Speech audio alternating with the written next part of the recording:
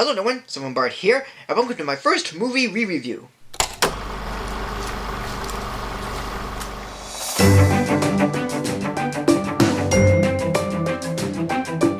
Yep, for the first time, I'm going to re-review a couple of things that I've gotten complaints over, and see if I was a bit hard on them, or if I stand corrected.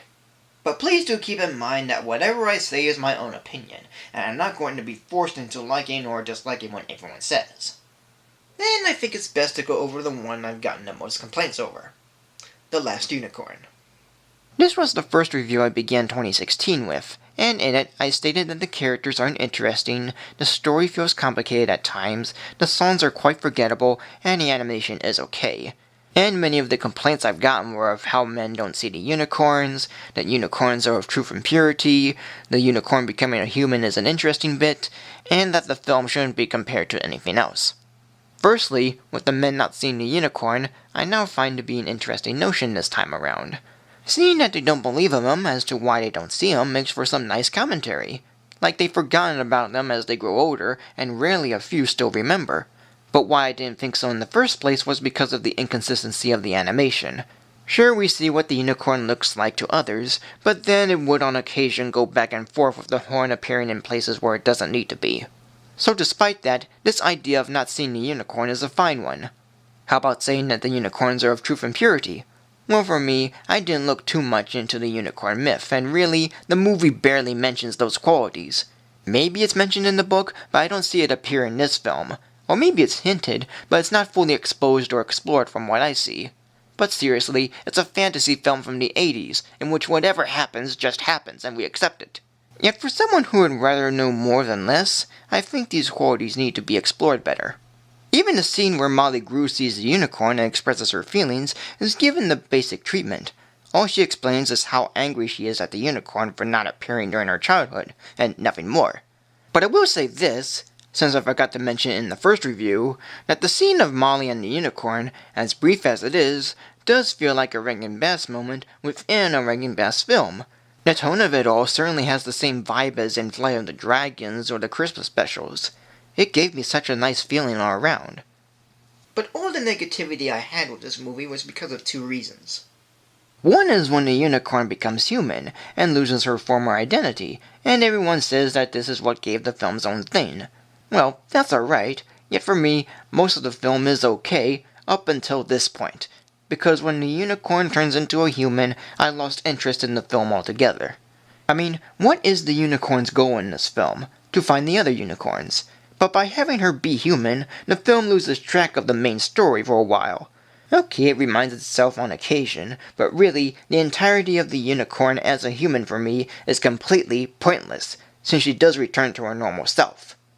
Oh, and for those who say I shouldn't compare this film to anything else, well, I'm still gonna do it, because it's fun to see what works and what doesn't, even if they don't belong together. Though comparing the film to Equestria Girls doesn't make sense when thinking about it, so that gets scraped. But I'll still compare it to two other heroines that I briefly mentioned in the first review, Odette and Tiana. Now, of course, that's pretty much backwards since it's humans turning into animals by spells, but my argument for them remains the same. Both of these women have, or had, a set goal in mind, and want to reach it. But when spells made them their animal form, they still have their human selves, just in an animal body, and they continue with their goal. Sure, they have some animal traits of them, but it's not for long, and the story doesn't lose its focus with them, and they are good characters. And they are better as animals than humans anyway. So bottom line, don't tell me not to compare this film to anything else, 'cause then it's no fun. But the second reason why I was so negative in the first review was because the overall film is boring. Not in a sleepy kind of boring, but in an uninteresting kind of boring. It goes slow-paced at times, the characters are just uninteresting, and while the story could have gone like the first half, it left me disappointed where it was heading. The saving graces to the film are the animation and songs, but they don't help as much, even when the lyrics to the songs are mostly forgettable. And while I still don't like the film, I really don't hate it. It's just the boredom and unicorn being human that got in the way. I can see why everyone else likes this film, but this is definitely not for me. So I'm still giving the film a rating of 2 stars. Now let's go over the next thing I got complaints over, when I put Flaming Moe's on my top 10 list of least favorite Simpsons episodes. Something to keep in mind is that whenever I do a top 10 list, I go by my first viewing or listening of them, and at times multiple viewings or listenings. Only once have I gone over them to see which one is better. I say this because I don't have a lot of time to watch or listen to everything I'm going over, and they take longer to edit than my normal reviews. So when I put this episode on the list, I said that it was disappointing, bothersome, and disheartening. Yet people were telling me that it was one of the show's best episodes, and a funny one. But that's the thing, it's not funny. Actually, I take a bit of that back. There are a couple of moments that made me smile. Like Steve Tyler of Aerosmith getting the name and the location wrong, and Homer mistakenly saying he's going to Moe's after what happened. And there's even one laugh where Frank is figuring out the last ingredient to the drink. But that's really it. And there's a few things within this episode that I can't get behind. For instance, most of the episode references the sitcom Cheers, which I never saw or even heard of until listening to the episode's commentary, which brings up a fact that was such a missed opportunity for a guest star. Colette, the woman Moe hires to be his waitress, was originally going to be voiced by Catherine O'Hara, who the producers thought was pretty good, but ended up using Joanne Harris, a regular of the show, because they say she did a good job of imitating Shirley Long's character from Cheers. And this is even more disappointing when Catherine O'Hara is credited for voicing Colette, even though she's not even in it. That is such a letdown. And as much as I enjoy the show and its characters, to me, Season 3 is my least favorite season of the show. Mostly because many of the episodes deal with having one or all family members encountering a very bad time, which at times goes too far. And each one angers me so to the point of not caring what happens afterwards.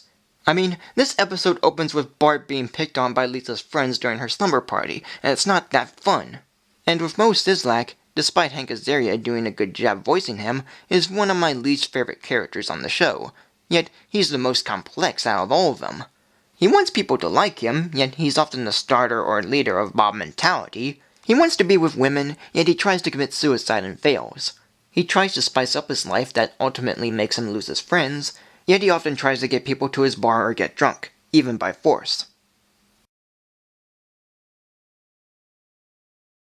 And for me, Moe's Tavern is likely the death trap of the show, mainly for causing Homer to miss out on what could have been the finest moments of his life.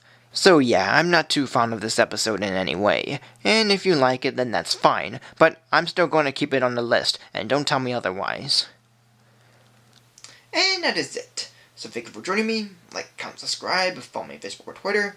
And if you're thinking about sending comments like these and telling me to do it all over again, just don't. And that is it. So thank you for joining me. Like, comment, subscribe, follow me on Facebook or Twitter.